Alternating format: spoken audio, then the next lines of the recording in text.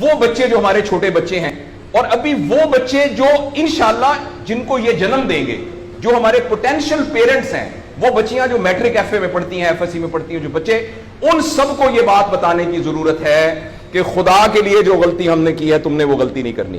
اپنے value system کو ٹھیک کرنا ہے. میں نے سر ایک سٹڈی کی, ابھی وہ جاری ہے, تقریباً 1800 بچوں سے میں نے پوچھا تم کس جیسا بننا چاہتے ہو, اور یہ 8 سال سے کم عمر کے بچے کے. آپ یقین کریں بچوں نے جو کہا وہ یہ کہا میں میسی کی طرح بننا چاہتا ہوں جو فٹ بالر ہے, کسی نے کہا میں عاطف اسلم کی طرح بننا چاہتا ہوں, کسی نے انڈیا کے اداروں کا نام لیا, کسی نے نہیں کہا میں ابو بکر کی طرح بننا چاہتا ہوں, کسی نے نہیں کہا میں حضرت علی کی طرح بننا چاہتا ہوں, کسی نے نہیں کہا میں قائد اعظم کی طرح بننا چاہتا ہوں, کسی نے نہیں کہا میں عبدالستار ریدی کی طرح بننا چاہتا ہوں.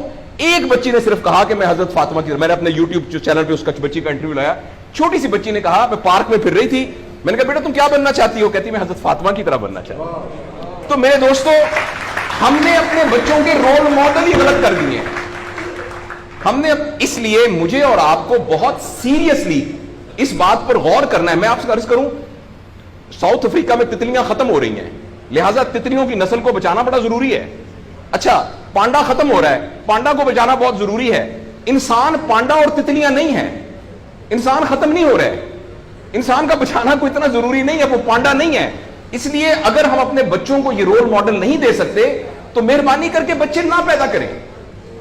لیکن اگر ہم نے اپنی اولاد پیدا کرنی ہے تو وہ اولاد وہ پیدا کرنی پڑے گی اور اس کی وہ تربیت کرنی پڑے گی جن کا رول ماڈل وہ ہو جو حضرت عمر تھے, جو حضرت ابو بکر تھے, جو حضرت علی تھے, جو فاطمہ تھی, جو زینب تھی, جو خدیجہ تھی رضوان رضی اللہ عنہا. یہ ہمارے رول ماڈل ہمیں پیدا کرنے پڑیں گے, اور یہ تب ہوگا جب ہمارے اندر سے یہ دو چیزیں ختم ہوں گی.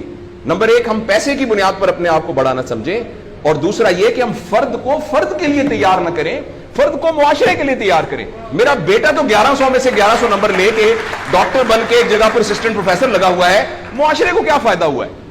اور ہم میں سے آپ سوچیں کہ اللہ لوگ, عموماً ہم سب لوگ جب اللہ کا شکر ادا کرتے ہیں کہ یا اللہ تیرا شکر ہے, 3 مرلے کے مکان میں رہتے تھے, اب ماشاءاللہ کوٹھی ہے 2 کنال کے اندر, اور سائیکل پہ ابا جی جاتے ہوتے تھے, لیکن الحمدللہ ہمارے پاس اب 2-3 گاڑیاں ہیں, اور چھٹیاں تو سوال ہی پوادے کر جاندے ہوندے سی, کدے کدے گوڑ کھاندے سی, خراستے. اب ہم سارے بھوربن میں جاتے ہیں چھٹیاں گزارنے, کبھی کبھی انگلینڈ بھی جاتے ہیں. اللہ کا ہمارے اوپر بڑا کرم ہو گیا. اس غلط فہمی سے ہم اپنے آپ کو نکالیں. اللہ کا کرم یہ ہے کہ میری وجہ سے, جیسے انہوں نے ویڈیو دکھائی ہے کہ ہمارے یہاں کوئی بلڈ کا کچھ نہیں ہوتا تھا, شکر ہے میری وجہ سے یہ بلڈ والا کام شروع ہو گیا. میں ڈاکٹر ہوں, یہ والی سروس یہاں موجود نہیں تھی, اللہ کا شکر ہے کہ یہ والی سروس اب یہاں موجود ہو گئی ہے. اللہ کا شکر ہے یہ ہو رہا ہے. سروس اورینٹڈ جب تک ہم اپنے بچوں کو نہیں ڈیولپ کریں گے, اس وقت تک میں آپ کو بہت دکھ سے اعلان کرتا ہوں, بڑی ہی تکلیف کے ساتھ, میں بہت آپٹمسٹ آدمی ہوں, میں یونیورسٹیوں میں جاتا ہوں, کالج میں جاتا ہوں, بچوں سے بات کرتا ہوں, اگر ہم نے اگلے فوری طور پر اپنے بچوں کی تربیت پہ توجہ نہ دی, اگلے 10 سال میں ایک ایسی نسل آنے والی ہے جن کو چائلڈہڈ ڈپریشن ہوگی, جن کو سوئسائڈل تھاٹس آئیں گے, جن کی سیکسول ٹریننگ بہت بری ہوگی, اور جن کے اندر ریلیشن شپ پرابلمز ہوں گے, اور یہ ہونے والا ہے, ہماری آنکھوں کے سامنے ہونے والا ہے. اگر آپ کے ہاتھ میں ایک موبائل ہے, آپ ابھی اپنا موبائل کھول کے فیس بک کھولے, جو پہلی 1.5 منٹ کی ویڈیو آئے گی اس میں ایک نیم برہنہ عورت ناچ رہی ہوگی. اگر آپ کے 8 سال کے بچے کو آپ نے موبائل دیا ہوا ہے, میں آپ کو یقین دلاتا ہوں اس نے ننگی عورتوں کو ناچتا ہوا دیکھ لیا ہے, اور وہ سارے ایکٹ جن کو منہ سے بیان کرتے ہوئے ہمیں شرم آتی ہے, وہ آپ کے 8 سال کا بیٹا اور 8 سال کی بیٹی دیکھ چکی ہے. اس سارے میں ایز اے پیرنٹ ہماری بہت رسپانسبلٹی ہے کہ ہم اس میں انٹروین کریں اور ان کو فزیکل ٹائم دیں, اور ٹائم دے کے ہم یہ 2 چیزوں پر مینلی کام کریں.